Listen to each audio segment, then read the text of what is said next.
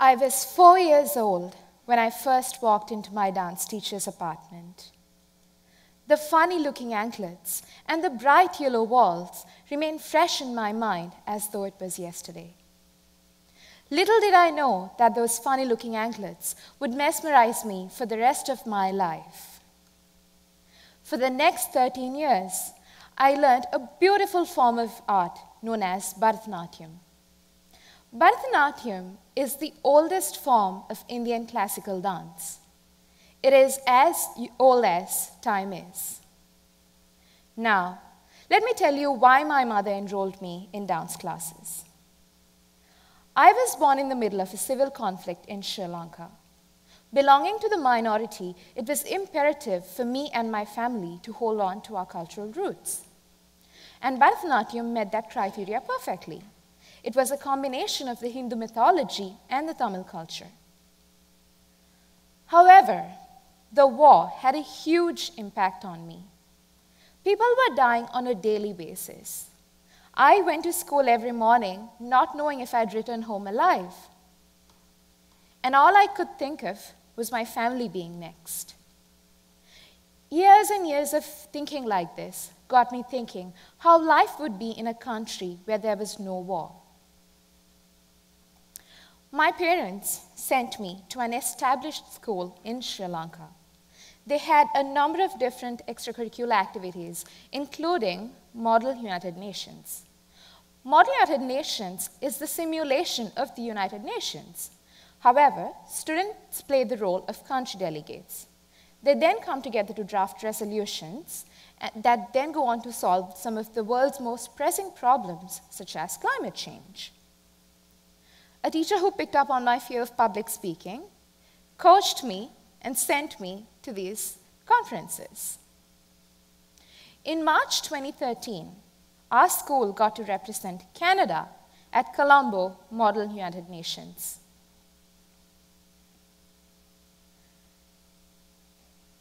Can you believe it? We got to represent Canada. And by the end of my research, I had concluded that Canada was the epitome of a happy country.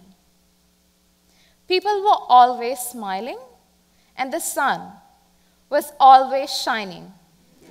And no, Google does not show images of the wind and the snow unless you look for it. And I didn't. In June of 2013, I graduated from high school, and I was looking forward to attend any university in Canada. But the tuition fees were really expensive, so my parents couldn't afford the tuition fees. I was on my way to then enroll myself in a private institution in Sri Lanka. Luckily, on that very day, we met a professor from Memorial University.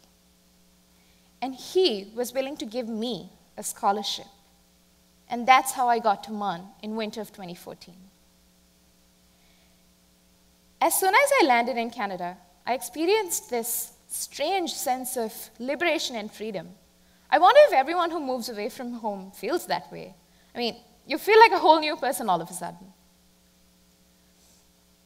I collected my luggages, and as I was walking out of the airport, I was treated with a slap on the face by none other than the wind in St. John's.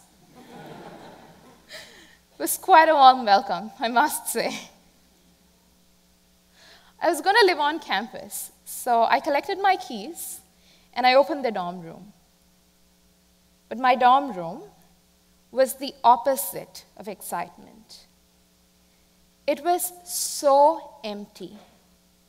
It was so empty that I could literally hear the echo of my own footsteps in that room. And I had never felt that alone in my entire life.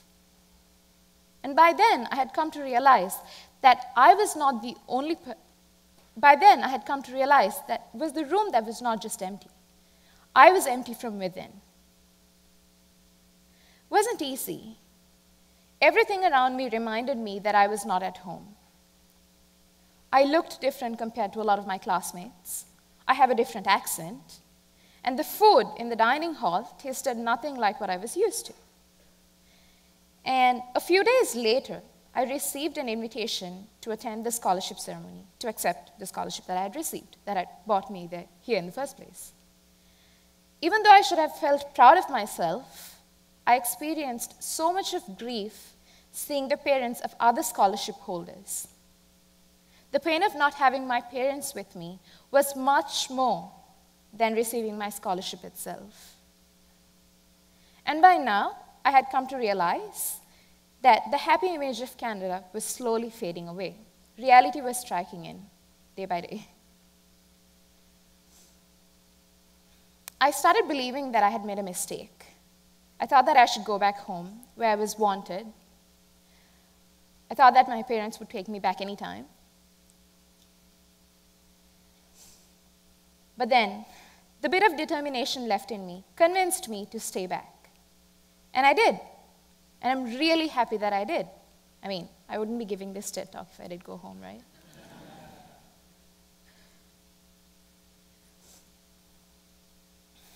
I was finally settling in because the grief had become manageable at this point.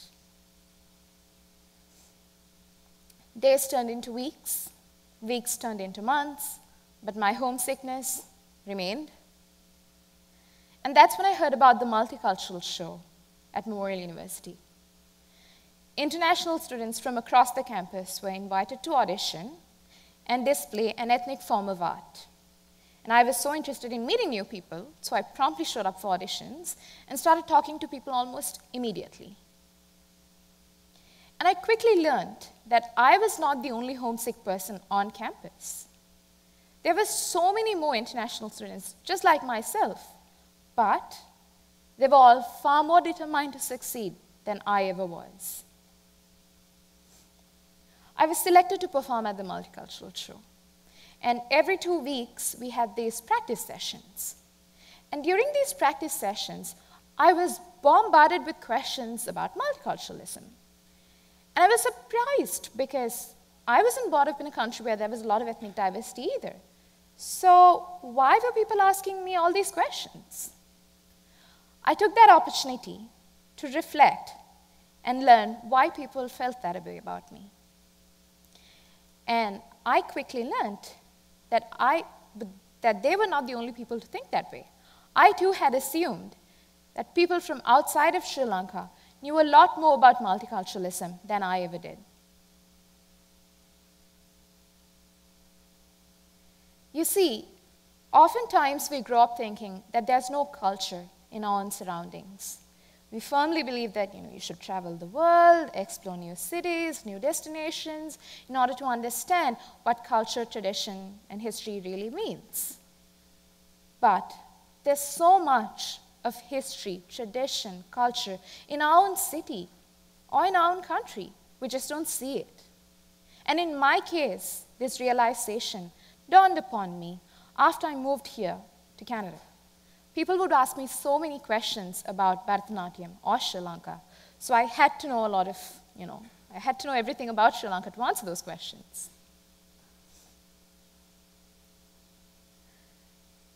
However, regardless of how different we all are, there's something that connects all of us.